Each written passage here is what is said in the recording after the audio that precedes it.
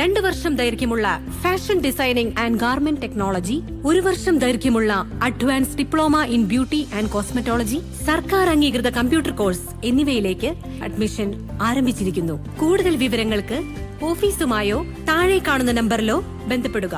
വനവും വന്യജീവികളും സംരക്ഷിക്കപ്പെടുന്നതോടൊപ്പം മനുഷ്യരുടെ അവകാശങ്ങളും പ്രശ്നങ്ങളും പരിഹരിക്കപ്പെടണമെന്നും ഫോറസ്റ്റുകൾ കൂടുതൽ ജനസൗഹൃദമായി മാറണമെന്നും റവന്യൂ വകുപ്പ് മന്ത്രി എ.പി. അനിൽകുമാർ.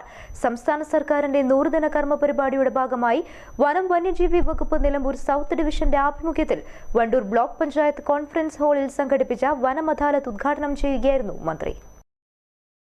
മലയോര മേഖലകളിൽ മനുഷ്യ വന്യജീവി സംഘർഷം രൂക്ഷമായ സാഹചര്യത്തിൽ ജനങ്ങളുമായി മികച്ച സൌഹൃദവും സഹകരണവും ഉണ്ടാക്കിയെടുക്കേണ്ടത് ആവശ്യമാണ്.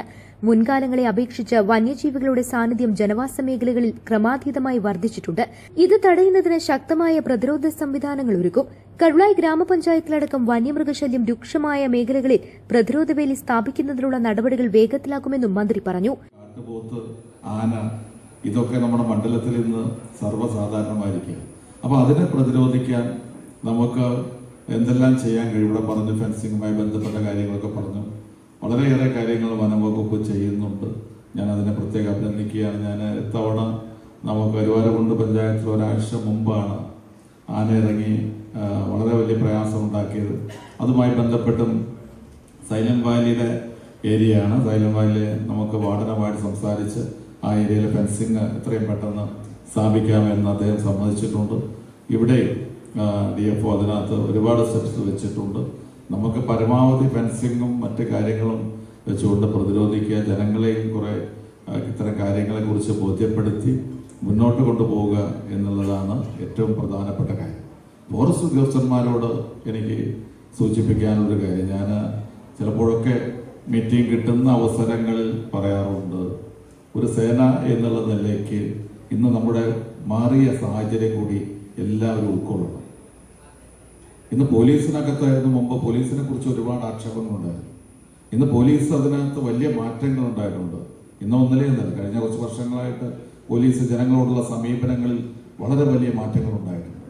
പക്ഷെ ഫോറസ്റ്റ് എനിക്കെപ്പോഴും തോന്നിയിട്ടുണ്ട്, ഞാൻ അത് മിനിസ്റ്ററുടെ മുന്നിൽ ഞാൻ സൂചിപ്പിച്ചു, ഫോറസ്റ്റ് ഇപ്പോഴും വല്ലാത്ത രീതിയിലൂടെ ജനങ്ങളെ സമീപിക്കുന്ന സാഹചര്യമാണ്. ജനങ്ങളെ തെറ്റ് ചെയ്തിട്ടുണ്ടെങ്കിൽ നിയമപരമായും ശാസ്ത്രീയമായിട്ടുമായിരിക്കണം സമീപിക്കേണ്ടത്. ഒരു അപരിഷ്കൃതമായ രീതിയിലേക്ക് കാര്യങ്ങൾ പോകുന്ന ഫോറസ്റ്റ് വകുപ്പിന്റെ ഭാഗത്തുണ്ടാകും. ഈ 3 മാസക്കാലം കൊണ്ടുണ്ടായ കാര്യമല്ല, കഴിഞ്ഞ കുറെ വർഷങ്ങളായി നിലനിൽക്കുന്ന സാഹചര്യമാണ്. അപ്പോൾ ഫോറസ്റ്റും കുറെ ജനസൗഹൃദമായി മാറണം. പോലീസ് സ്റ്റേഷൻ മാത്രമല്ല, ഫോറസ്റ്റ് സ്റ്റേഷനുകളും ജനസൗഹൃദ സ്റ്റേഷനുകളാവണം. ജനങ്ങൾ പ്രയാസം പറയുമ്പോൾ അത് ഉൾക്കൊള്ളാൻ കഴിയുന്ന സാഹചര്യം ഉണ്ടാകും. എന്തെങ്കിലും തെറ്റ് ചെയ്തു കഴിഞ്ഞാൽ അവർ നിയമത്തിന് മുന്നിൽ കൊണ്ടുവരും.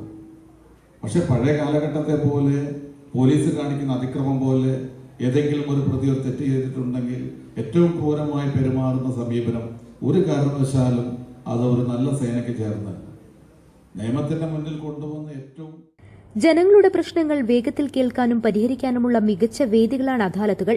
റവന്യൂ, വനം വകുപ്പുകൾ സംയുക്തമായി യോഗം ചേർന്ന് ആദിവാസി മേഖലയിലെയും മറ്റ് ജനവിഭാഗങ്ങളുടെയും പ്രശ്നങ്ങൾക്ക് ശാശ്വത പരിഹാരം കാണാനുള്ള നടപടികൾ പുരോഗമിക്കുകയാണെന്നും മന്ത്രി വ്യക്തമാക്കി. 6 അപേക്ഷകൾക്കുള്ള വനം നിരാക്ഷേപ സാക്ഷ്യപത്രം വിതരണവും വന്യജീവി ആക്രമണത്തിനിരയായ 8 പേർക്കുള്ള നഷ്ടപരിഹാര വിതരണവും മന്ത്രി നിർവഹിച്ചു. Wandoor block panchayat president K Amritha അധ്യക്ഷത വഹിച്ചു.